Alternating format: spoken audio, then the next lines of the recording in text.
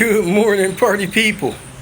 Man, I just wanted to take a minute and make a shout out to the people that I visit out on the road that don't trip on the cost of my help. I talked to my local independent mechanic, Volvo. I think he said they're up to $135 an hour, and the dealer's up to $165 an hour. You know, it costs a lot to have mechanics work on your car. So when I come to your area, you cover my travel expenses and then give me a little bit on the labor. I do appreciate that. Several of you guys don't mock or complain at all. You know, I still have a couple of people that need my help, and they're just not in the financial position to, pay anything. Hey, if you're in that position, you need me to stop by, take care of a couple things, help you keep your car on the road or maintenance done on it. Just make sure I understand that you're in that position. You need some helper tour help, and I'll be glad to do that. I just need to understand that that's the position you're in, so I don't make any special trips unexpectedly to incur a bunch of costs and not understand that you're in that position. So make sure I understand that you're in that position.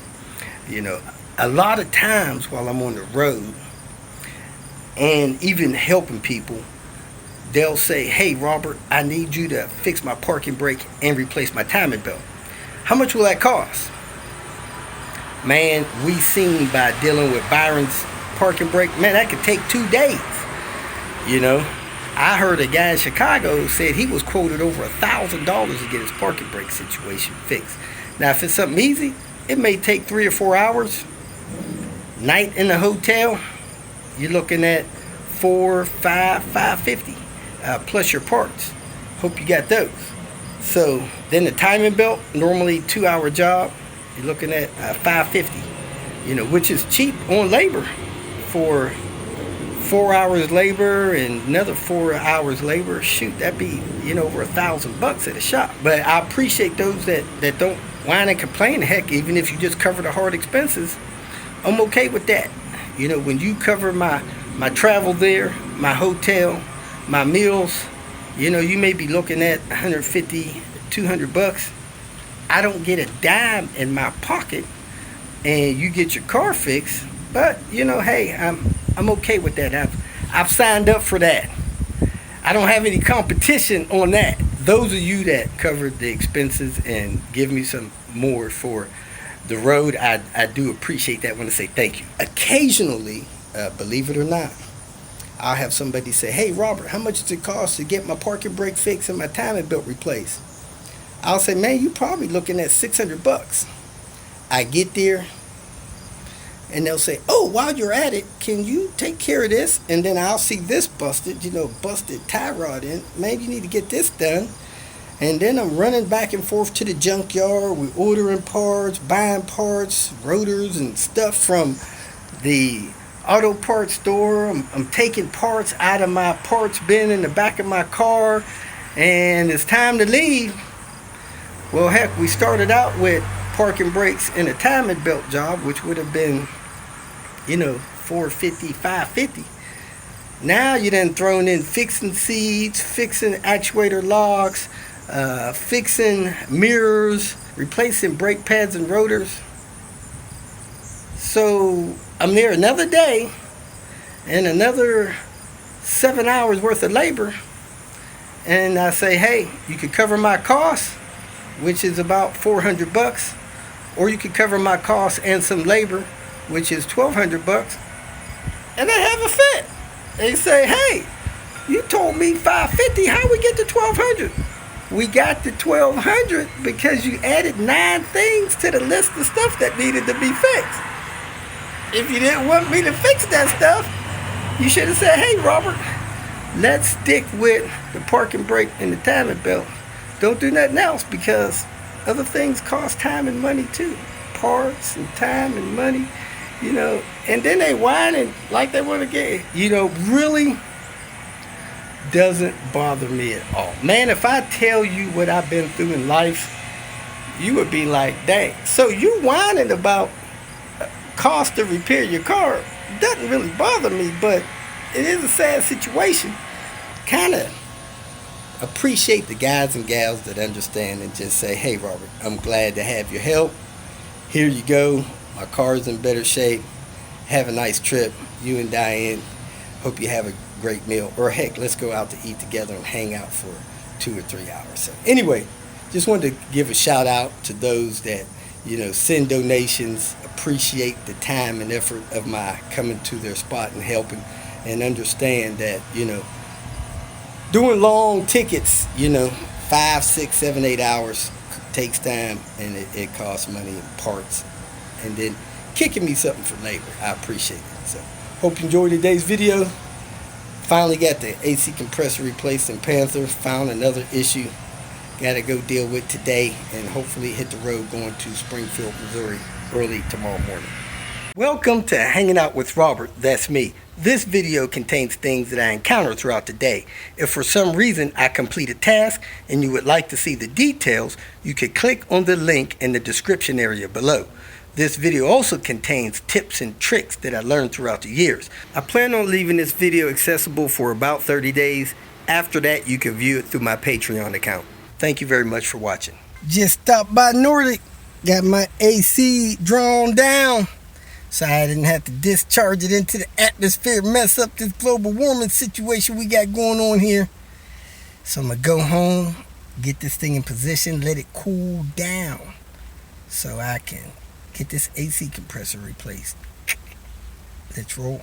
Continuing my day, going to get some nail protection to hopefully protect this thing from getting torn off. Told me to go away. Didn't even want to look at it. Says she got appointments, nobody in there. Wow. So here's my nail. The top part on the right here is the biggest part, and it's growing out trying to push this other part off. So I found another nail place. They sanded it off a little bit to make it rough. I'm gonna get them to give me some protection. There we go, party people.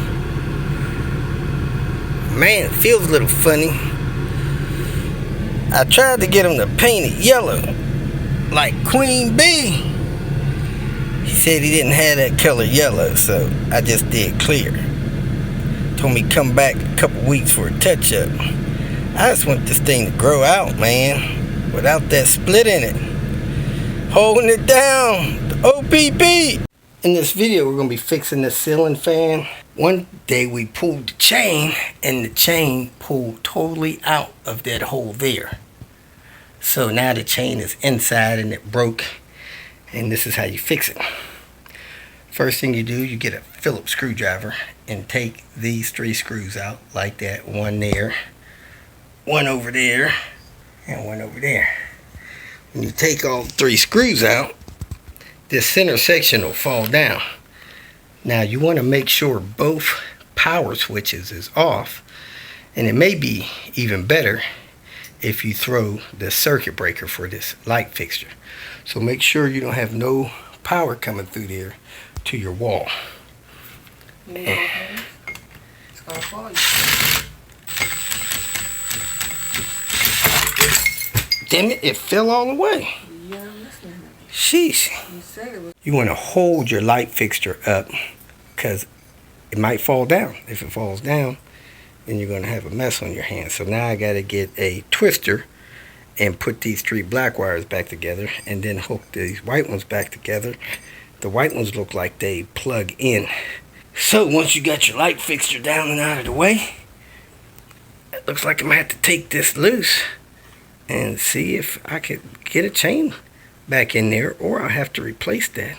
Screw this off the outside, and the piece is like that, and this one looks like it is totally broke.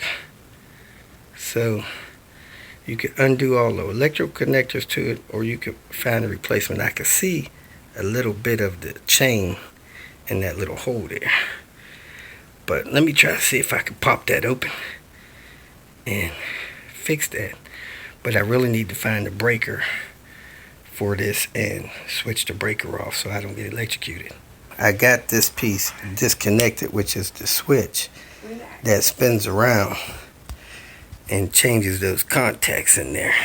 But the chain is behind that, so I gotta try to pull this out without breaking it and then putting the chain in there. I had to push the broken chain up through there, and I reset a spring there. I gotta reload it to hopefully that'll make that thing work again with this pulling the action. So I really need to thread this chain through this hole before I hook it up to that white piece. So I had to load that spring in there and twist that plastic thing down and get the chain locked under it and hold it down with a little screwdriver type tip, and then click that black thing in there. So now the little chain is springy action.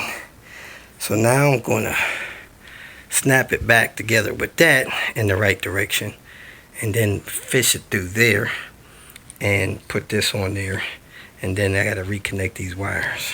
One of the wires came out, I snapped it together, then I was able to push the wire in and it clipped. So this thing here seems to work now.